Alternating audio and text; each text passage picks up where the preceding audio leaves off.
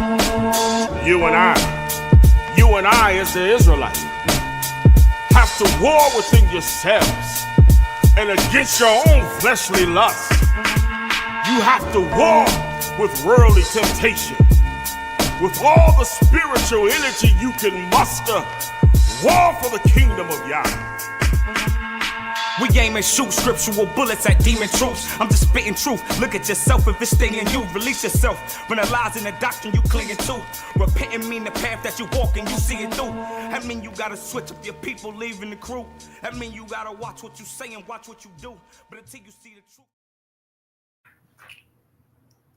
All right, Shalom. First, I want to start off by giving all praise to the Most High Yah in the name of the Son, Yahweh Shah. And the title of today's lesson is Cunning Hunter Part 5, Beware of the Liberal Extremist. Let me start off with Genesis 25, verse 27.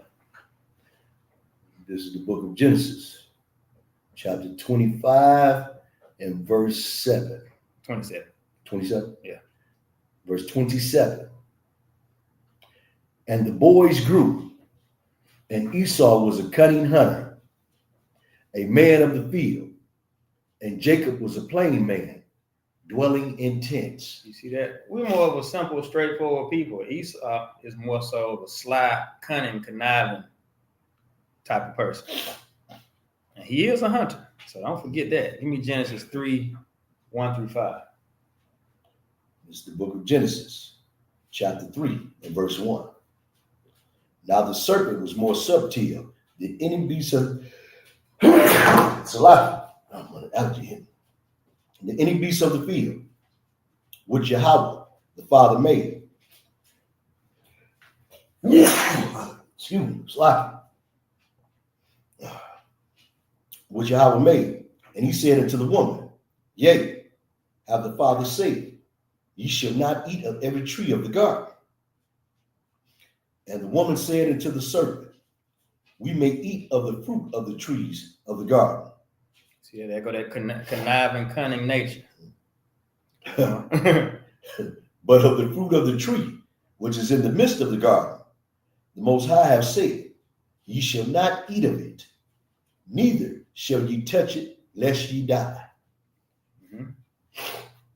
And the serpent said unto the woman, Ye shall not surely die.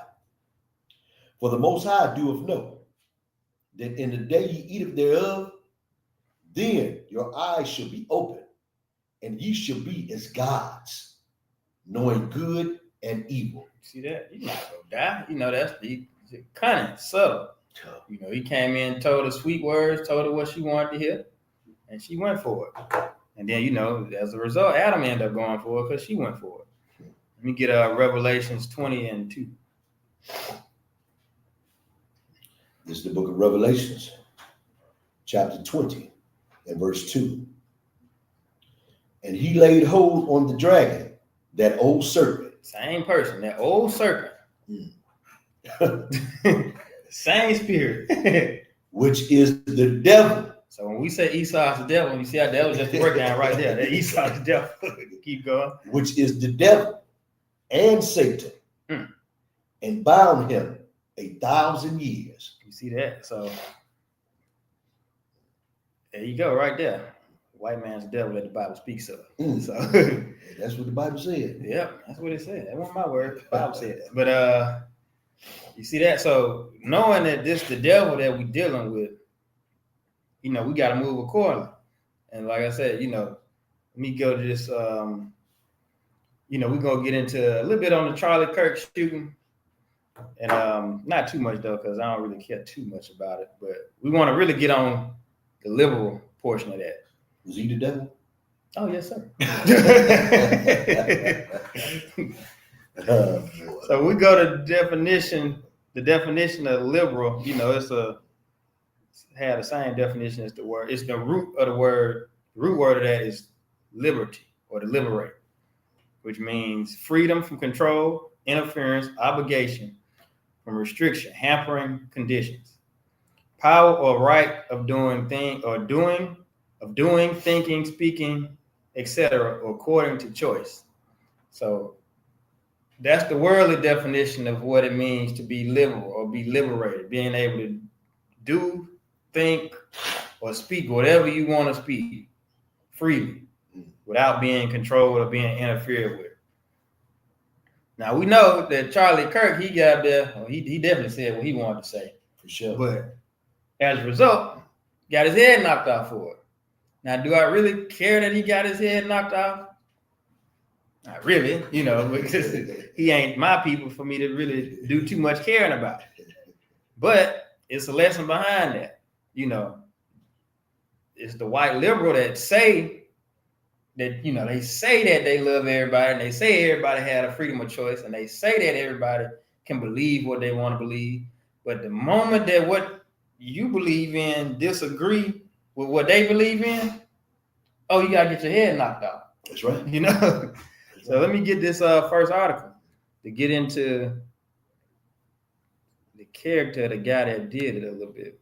This is from the BBC and it's titled, "The Motive Behind Kirk's Killing, What We Know and What We Don't Know." Scroll down to the meat and potatoes of this.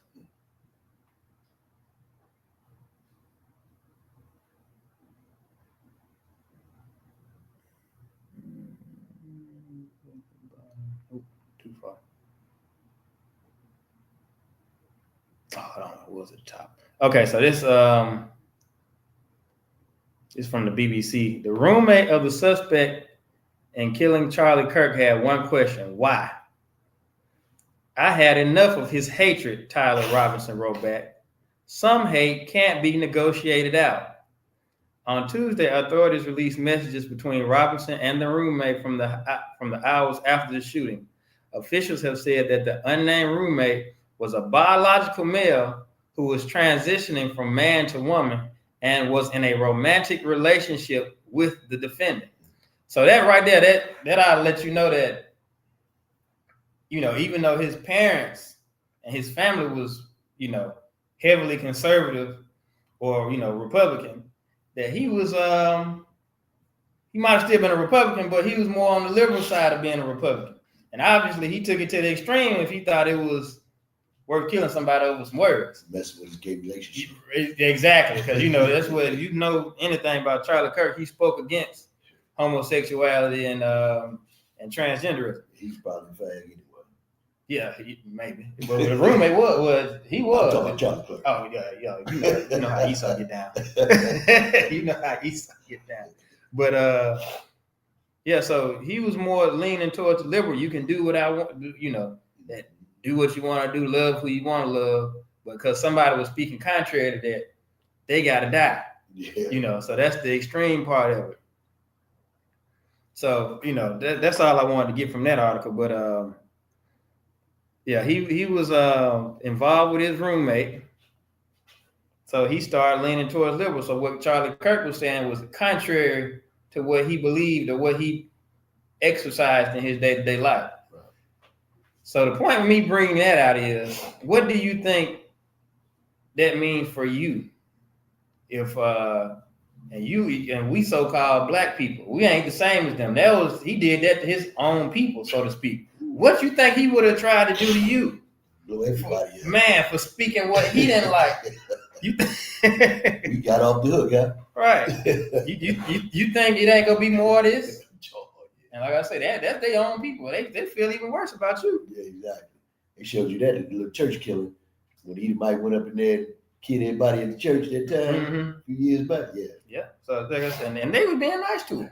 Exactly. So how you think they feel about you when you get up here and speak contrary to what they believe? You better be ready to tell their head. Man, listen, it's just a matter of time. You'll see it coming. Let me get Ecclesiasticus 8:12, 8 through 12.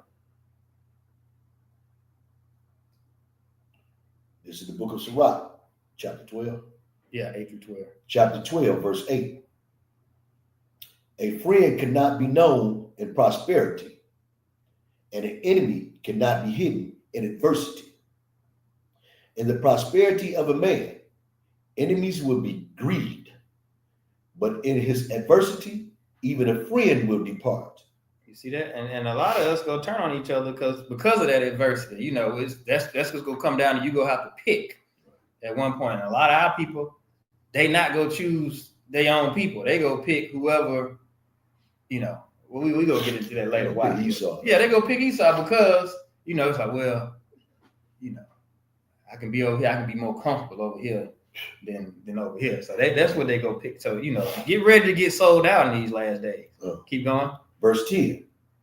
Never trust thy enemy, for like as iron rusteth, so is his wickedness. And you see that, and that's another thing too. You can never trust your enemy. But just like they go, you know, some of us go sell out our own people, how much easier you think it's gonna be for them to sell you out if they gotta choose?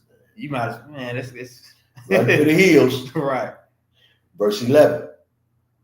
Though he humble himself and go crouching, yet take good heed and beware of him, and thou shalt be unto him as if thou hadst wiped a looking glass, and thou shalt know that his rust have not been altogether wiped away. You see that?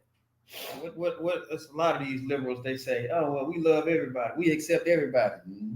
But like the moment some go contrary to what they believe in, you gonna see that wickedness come right on out. Right, good question here. Let me get that was it on that. Yeah. That was verse 12. Yeah, verse 12. Lest when he have overthrown thee, he stand up in thy place. Neither let him sit at thy right hand, lest he seek to take thy seat.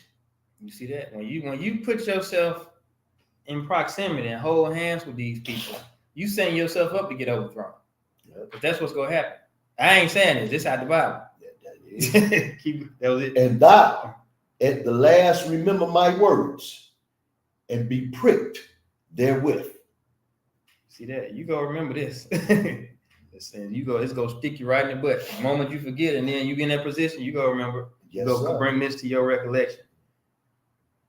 Let me get Matthew 23 and 34.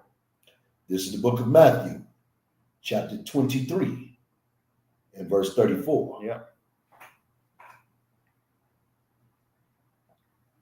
Wherefore, behold, I send unto you prophets and wise men and scribes, and some of them ye shall kill and crucify, and some of them shall you scourge in your synagogues and persecute them from city to city. You see that? So it's at that time where a lot of the prophets go get persecuted and killed first by our own people, because they go turn on us. Because how many folks you done seen, especially on the internet, you know, the internet, but how many black people you done seen clowning each other about Charlie Kirk? They had one brother on there, was on the interview with, I forget what the guy's name is, do all these podcasts. Mm. And he went in on the brother, telling him how he was really the enemy, not Charlie Kirk. He told him, you fight each other over somebody you ain't never met. That ain't even your people. He told he got publicly. He got the brother correct. Let him know Charlie Kirk wants you dead. Man. But you fighting for it. He right. said, you the enemy, not Kirk, you. Yep. Give me Matthew 24, 8 and 9. Well, verse 9, rather. This is Matthew chapter 24, verse 9.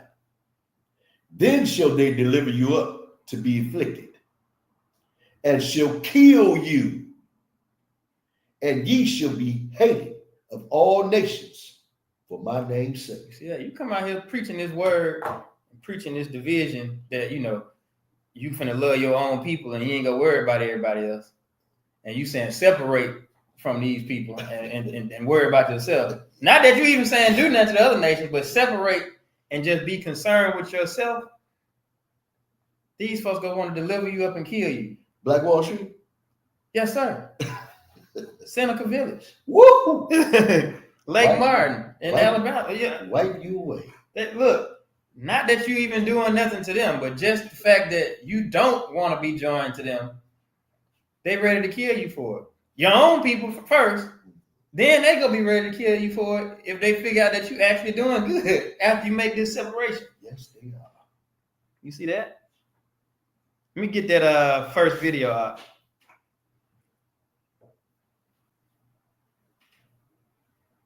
Oh, not Malcolm. In this crooked game of power politics here in America, the Negro, namely the race problem, integration, civil rights issue, are all nothing but tools used by the whites who call themselves liberals against another group of whites who call themselves conservatives, either to get into power or to retain power. Among whites here in America, the political teams are no longer divided into Democrats and Republicans. The whites who are now struggling for control of the American political throne are divided into liberal and conservative camps. The white liberals from both parties cross party lines to work together toward the same goal. And white conservatives from both parties do likewise. The white liberal differs from the white conservative only in one way. The liberal is more deceitful, more hypocritical than the conservative. Both want power, but the white liberal is the one who has perfected the art of posing as the Negro's friend and benefactor. And by winning the friendship and support of the Negro, the white liberal is able to use the Negro as a pawn or a weapon in this political football game that is constantly raging between the white liberals and the white conservatives. The American Negro is nothing but a political football, and the white liberals control this ball through tricks or tokenism, false promises of integration and civil rights.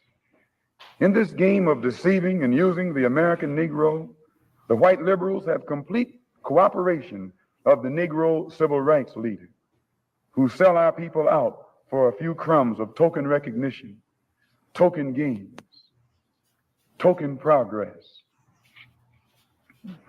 In the New York Tribune, in an editorial dated February the 5th, 1960, they pointed out that out of 11 million qualified Negro voters, only 2,700,000 actually take time to vote.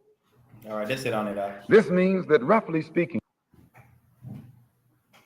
you see that? So a lot of us think that these people, just because, you know, especially Democrat, but, you know, it ain't limited to Democratic Party. It could be the Republican Party too. But a lot of us think that these people that ain't our people are our friends, and they're not.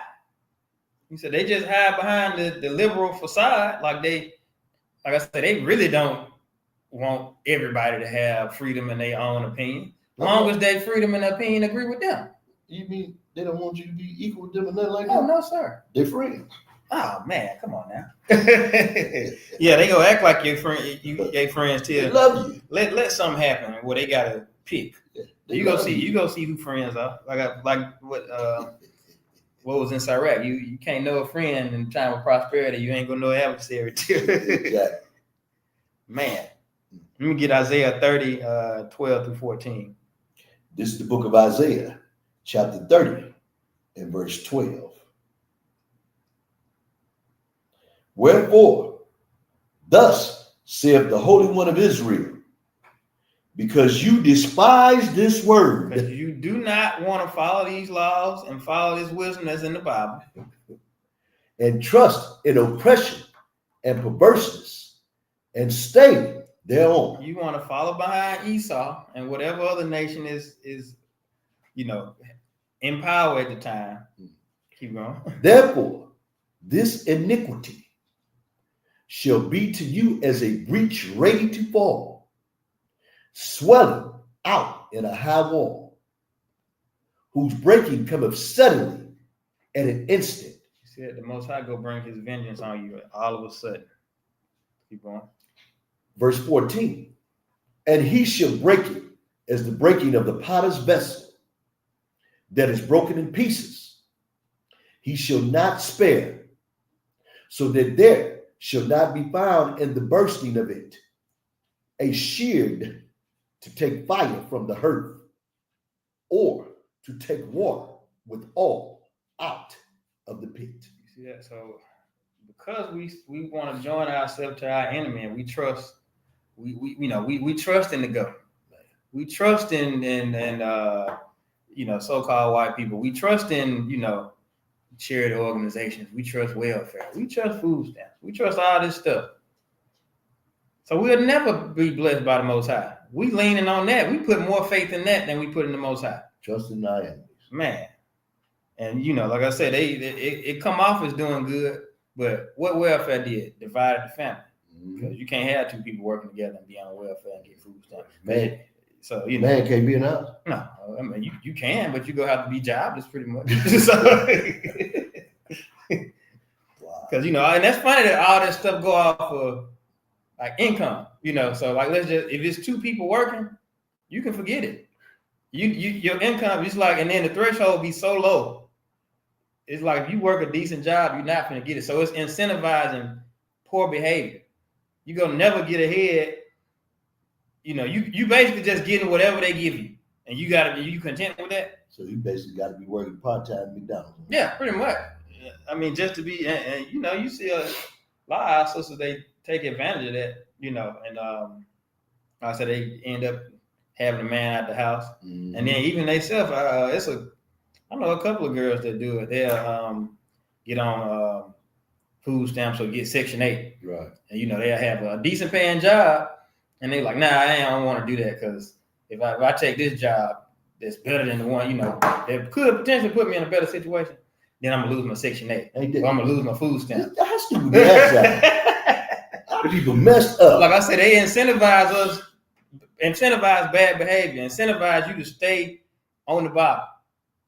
And a lot of us fall for it. And we love it. That's the sad thing. A lot of us fall for it. I can't even put all the blame on Esau for that one. Sure, that's our butt doing that. Yeah. We fall for that mess. Let me get Isaiah 13, 15 and 16. This is the book of Isaiah, chapter 13 and verse 15. Everyone that is found shall be thrust through. And everyone that is joined unto them shall fall by the sword. You think the Most High is going to be okay with you being joined to your enemy? Killing you. You getting you out of here. Keep you going. dead. You go die right with him. It's a prophecy in Obadiah, right, about Esau being wiped completely out of the earth. It sure is. And you go, that's who you want to join yourself to? Right with him. Man. Through booking. Verse 16. Their children also shall be dashed to pieces before their eyes. Their house shall be spoiled, and their wives ravished. You see that? That's what you want to be a part of. You want to be part of that prophecy because you want to join yourself to your enemy. Super stupid. Man. So now you got what's, liberal, and then you got anarchy. It's actually a fine line between the two. Here go the definition of anarchy. A state or society without government or law, political and social disorder due to the absence of government control. Remember what the definition of liberal was. You can go back to it. Freedom from control, interference, obligation, restriction, hampering conditions. Thinking, speaking according to choice. So what's liberal sounds like do whatever you want to do. Yeah. Anarchy sounds like do whatever you want to do. It's a fine line between the two. It almost sounds like the same thing, you ask me. Give me the Malcolm X video, the next Malcolm X video.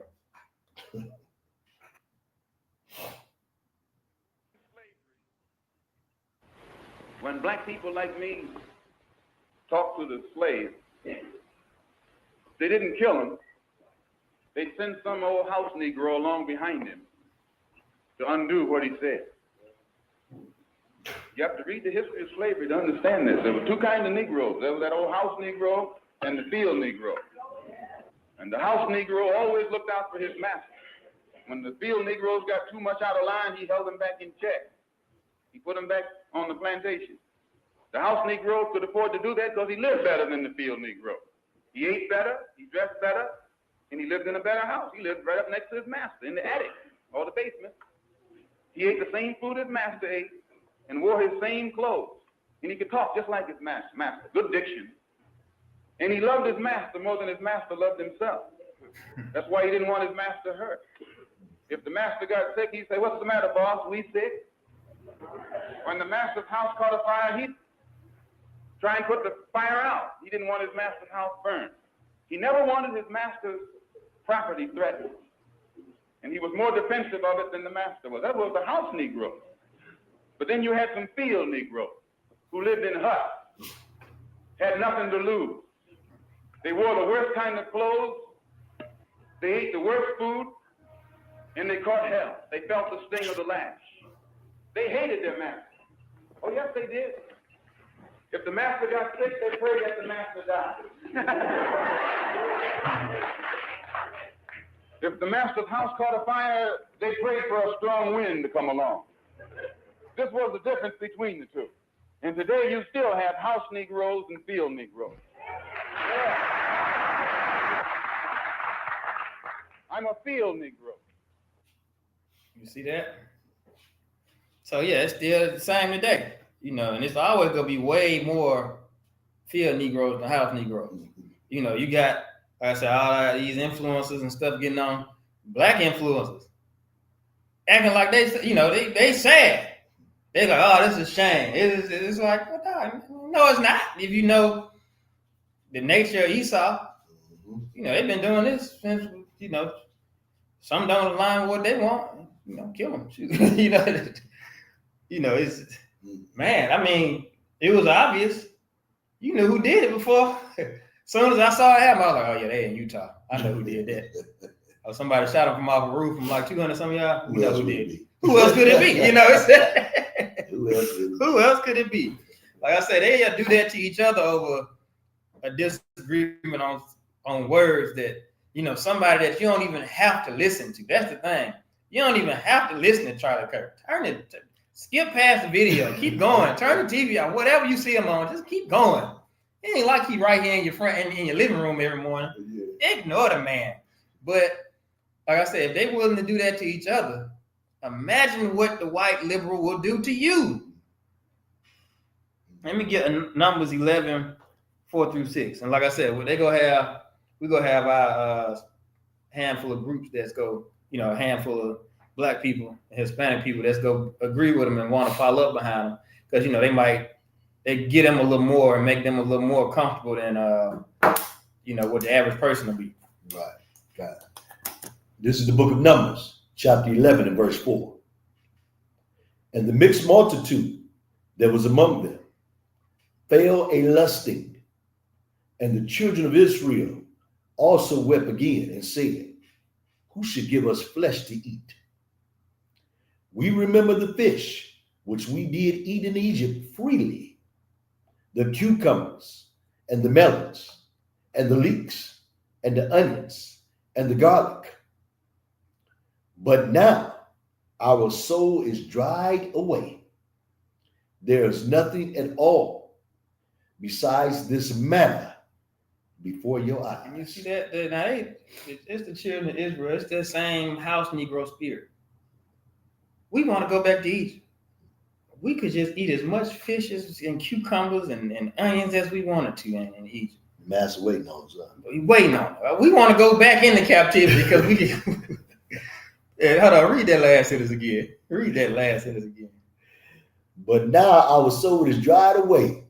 There is nothing at all besides this manna before our eyes. Man, we out here in this wilderness. We ain't got nothing but what we need.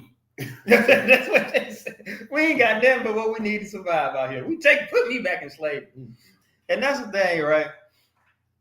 It's the when you doing something like this, you got to step out on faith because you don't know. It's gonna be hard because I mean, you basically leaving an established way of life, an established society, and you got to go start something new.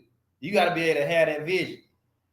Let me get Romans 8 and 24 because you know, just like with anything, when you leave your parents' house as a young adult and start off, it's gonna be hard the first couple of years because you're trying to figure it out, get yourself established, trying to find you a place, figure out, you working full time for the first time, you trying to get everything set up. It's the same thing.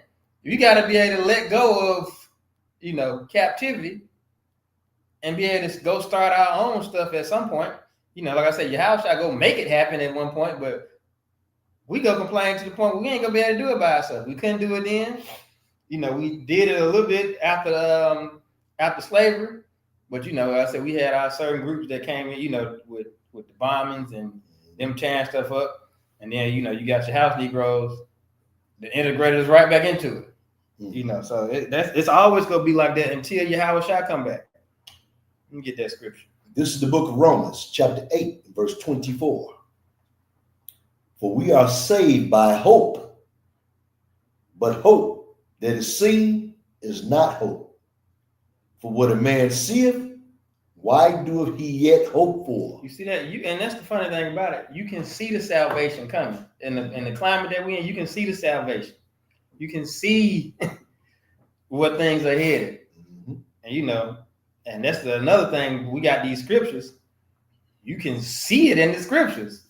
If you have just a little bit of faith, just a little bit. Let me get Habakkuk 2, verses 2 and 3. Because that's one thing. We have some wonderful Black and Hispanic men that left these scriptures behind for us to refer to. This is the book of Habakkuk, chapter 2, verse 2. And the Most High answered me and said, write the vision and make it plain upon tables, that he may run that readeth it. You see that? So these visions, these prophecies, these laws, these commandments, you might not understand every last bit of it, but we got teachers to break it down for us. We got the bishop to break it down for us. We had the elders from One West to break it down for us. You could write this, like I said, they did a heck of a job writing these down, stuff that they couldn't even understand because it was a vision of stuff in the future that they didn't even have words for. And we could still go through these and understand these scriptures and break them down and see it very plain and clearly what's coming up. And like I said, now, and life starting to align with it, and it's very plain what's going to happen. Keep going. Verse 3, for the vision is yet for an appointed time, but at the end it shall speak and not lie. Though it tarry, wait for it, because it will surely come. It will not tarry. You see that? So you see the unrest that the scriptures speak about. You see the wars and the rumors of wars. You see in the famines. Like I said it's very plainly written, and we see it happening now. That's why I say, you hoping, but you ain't really hoping. You see it coming. It's just you use your common sense at some point. Yeah. But let's get back into the definition of liberty. I'm gonna start off by just reading the Pledge of Allegiance, the pledge to the American flag. And it reads, I pledge allegiance to the flag of the United States of America and to the republic for which it stands, one nation, under God, indivisible, with liberty and justice for all. First of all, just to give you a little historical context, that under God part wasn't even added till 1954. Also, we're going to get into liberty and justice for all.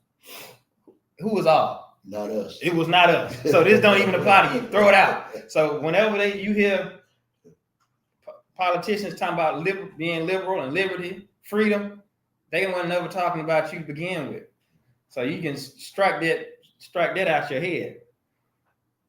But we go get what the scriptures say that true liberty is. Let me get Psalms 144, verse 119. Sorry, Psalms 119, verse 44 through 47. I love Psalms 119. It's one of my favorites. This is the book of Psalms 119 and verse 44. So shall I keep thy law continually, forever and ever. And I will walk at liberty, For I seek thy precepts. Hold on. So what did they say that liberty was? Being able to what? Keep them laws forever and ever. Mm-hmm. Keep going. Verse 46. I will speak of thy testimonies also before kings, and will not be ashamed. And I will delight myself in thy commandments, which I have loved. You see that? So one portion of liberty is being able to keep these commandments, speak about these prophecies, and speak about, the Most High freely in front of anybody without being ashamed, without being worried, without wondering like, dang, they gonna fire me from my job. Dang, they gonna do this. That's part of what liberty is. Let me get Romans 8:16 through 25. Because we can't do that now. You go to work talking about breaking these scriptures down to somebody. Oh, it's a strong likelihood you go get fired. Oh boy. This is the book of Romans, chapter 8, and verse 16. The Spirit itself beareth witness with our spirit that we are the children of the Most High. Mm-hmm. And if children, then heirs, heirs of God, and joint heirs with Christ, if so be that we suffer with him, that we may be also glorified together. For I reckon that the sufferings of this present time are not worthy to be compared with the glory which shall be revealed in us. You see that? So the suffering now is just a small thing compared to the glory that we go receive later on. Mm-hmm. Keep going. Verse 19. For the earnest expectation of the creature waiteth for the manifestation of the sons of God. You see that? So we patiently waiting, sincerely waiting for the manifestation of this time, for the Most High to come down and put their spirit on us. Keep going. For the creature was made subject to vanity, not willingly, but by reason of him who have subjected the same in hope, because the creature itself also shall be delivered from the bondage of corruption into the glorious liberty of the children of God. You see that? So right now we have to, we got to deal with our flesh, what our flesh wants. Our flesh is vanity. Our flesh is not willing to keep these laws. Our flesh go fight us every step of the way. When you go smell that real plate from your neighbor on the 4th of July, be like, man, it smells good. You got to fight that. We got to fight that every day. Our flesh go look at that woman that we know got a man that look good over here, and we got to fight that. No, she got a man. No, you got to fight that. You see that? So our flesh is not willing to keep these laws, but our spirit is. But the spirit still got to deal with that. So we go be free from that. When the Most High come back, when Yahushua come back. Keep going. Verse 21. 22. Verse 22. For we know that the whole creation groaneth and travaileth in pain together until now. And not only they, but ourselves also, which have the first fruits of the Spirit, even we ourselves groan within ourselves, waiting for the adoption, to wit, the redemption of our body. You see that? And you can't tell. I don't care how long you've been in this truth. You fighting temptation from something. All day, every day. Because everybody got a weakness, of course, like some stuff might trip me up that might not trip you up, and vice versa. So everybody fights something that they flesh want. And it's gonna be like that. What's that scripture? Prepare for temptation. Prepare our soul for temptation. I think it's in Ecclesiastes. But we always gonna have to deal with temptation as long as we're here. And if you're not dealing with temptation, you're not in this body really, because you're probably just doing whatever you want anyway. Keep going. Verse 24. For we are saved by hope, but hope that is seen is not hope. For what a man seeth, why doeth he yet hope for? But if we hope for that we see not, then do we with patience wait for it. Mm-hmm. Likewise, the Spirit also helpeth our infirmities. For we know not what we should pray for as we ought. But the Spirit itself maketh intercession for us with groanings which cannot be uttered. You see that? The Spirit go come in and make up for us. So like I said, we have to deal with this, but we got the Spirit, we got liberty. Now that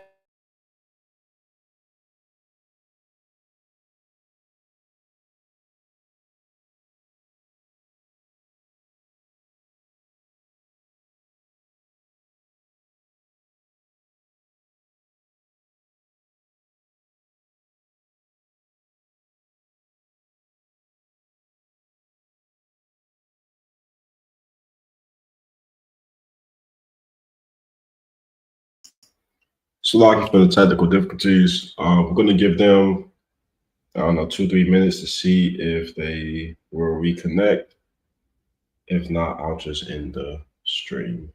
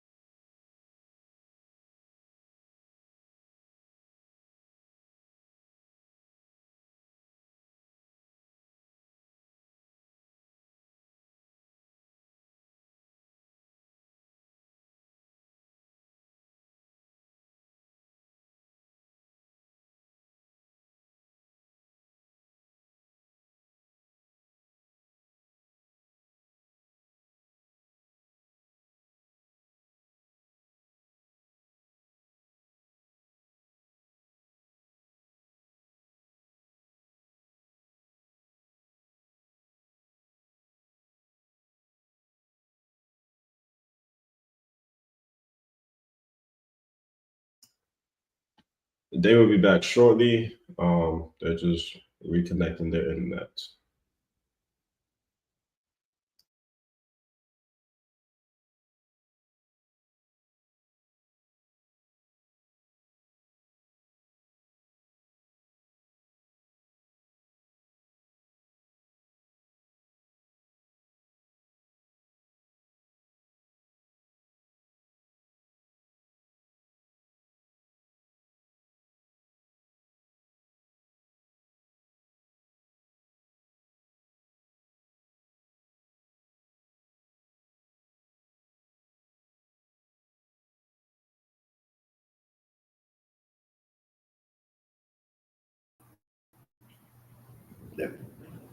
Slide. all right, it's like a lost service. What was that?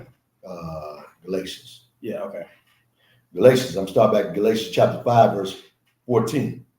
For all the laws fulfilled in one word, even in this, thou shalt love thy neighbor as thyself. You see that? So you at liberty to be able to forgive your brother. You don't have to put your brother to death immediately. Well, there's precept to that. You betcha.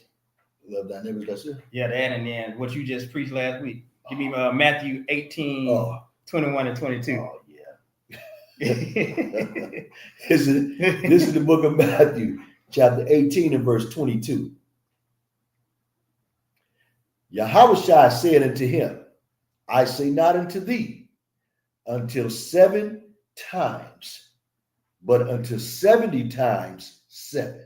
You see that? You can forgive your brother 70 times 7, which is just whatever number of completion. You know, you can forgive them hundreds and hundreds of thousands of times you want to. What we said they added up to last week? 490 times. You can do it more than that if you want to, but you got the liberty to be able to forgive your brother. You don't have to immediately cast him out and stone him. you can forgive your brother for something. Let me get Luke 6, 36 through 38. This is the book of Luke, chapter 6, and verse 36. Be ye therefore merciful, as your Father also is merciful. Judge not, and ye shall not be judged. Condemn not, and ye shall not be condemned. Forgive, and ye shall be forgiven. Give, and it shall be given unto you. Good measure, pressed down, and shaken together, and running over, shall men give into your bosom. For with the same measure that ye meet withal, it shall be measured to you again. You see that? The same that you put out, if you give out forgiveness, you're going to be forgiven. What have you done? You're not going to be forgiven. If you give out strong judgment and which, you can judge righteously, but if you out here casting people out and cussing people out and being rude and nasty because, somebody might have slipped up, well, same goes come back to you when you slip up. That's why I say, if you want mercy, give mercy. That's all it is to it. Let me get James 2, 11 and 13. This is the book of James, chapter 11. 2. Chapter 2, verse 13. 11 through 13. Chapter 11. Chapter 2, verse Salaki. This is the book of James, chapter 2, and verse 11.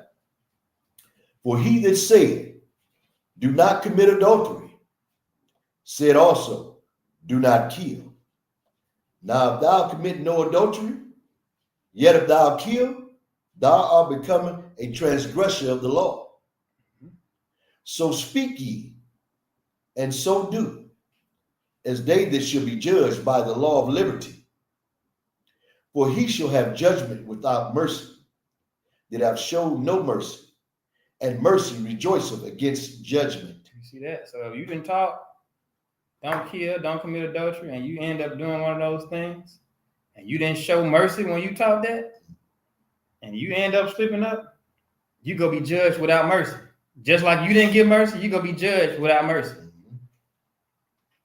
Let me get Isaiah 61, 1 through 6, because now we're finna go to what the final portion of liberty. This is the book of Isaiah, chapter 61, and verse 1.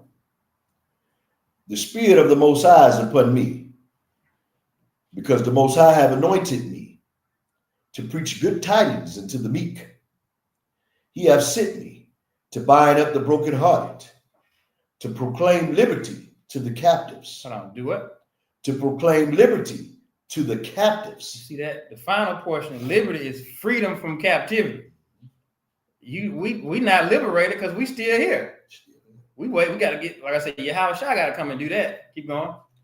And the opening of the prison to them that are bound, to proclaim the acceptable year of the Master, and the day of vengeance of our power, to comfort all that mourn, to appoint unto them that mourn in Zion, to give unto them beauty for ashes, the oil of joy for mourning, the garment of praise for the spirit of heaviness, that they might be called trees of righteousness, the planting of the Most High, that he might be glorified.